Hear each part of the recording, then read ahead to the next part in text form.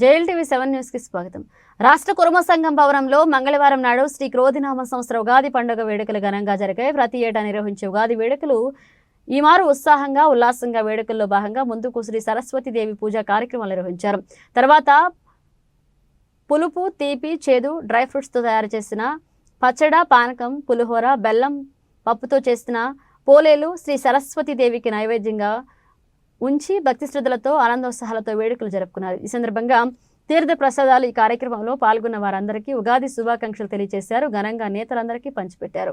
రాష్ట్ర కుర్మ సంఘ ప్రధాన కార్యదర్శి బండారు నారాయణ, రాష్ట్ర కోశాధికారి కట్టా మల్లేశం, రాష్ట్ర కార్యదర్శి కొలుపుల నరసింహ, జంట నగరాల కుర్మ సంఘ అధ్యక్షుడు నరసా వినోద్, రాష్ట్ర మహిళా కుర్మ సంఘ అధ్యక్షురాలు శ్రీమతి తమగొండ బాలమణి, జంట నగరాల మహిళా సంఘ అధ్యక్షురాలు శ్రీమతి మిర్యాల విజయలలిత, చిగుళ్ల రాఘవేంద్ర, కొంగండ్ల భిక్షమయ్య, అశోక్ కుమార్లతో పాటు భవన ప్రాంగణంలో ఉన్న హాస్టల్ విద్యార్థులు పాల్గొన్నారు. ఇదిలా ఉండగా ఉత్సాహం, గౌరవం, ఆనందం, ధనం, ఐశ్వర్యం ఇవి ఎల్లప్పుడూ అందరికీ ఉండాలని కోరుకుంటున్నామని నేతలు అన్నారు. లేత మామిడి ఆకుల తోరణాలు, శ్రావ్యమైన సన్నాయి రాగాలు, అందమైన ముగ్గులతో, వీధి వాకిళ్ల కొత్త బట్టలతో, పిల్లా పాపలతో ప్రతి ఒక్కరూ సుఖ సంతోషాలతో చల్లంగా ఉండాలనేది శ్రీ క్రోధినామ సంవత్సర ఉగాది అని పలు విషయాలను కొనియాడారు. క్లోజ్.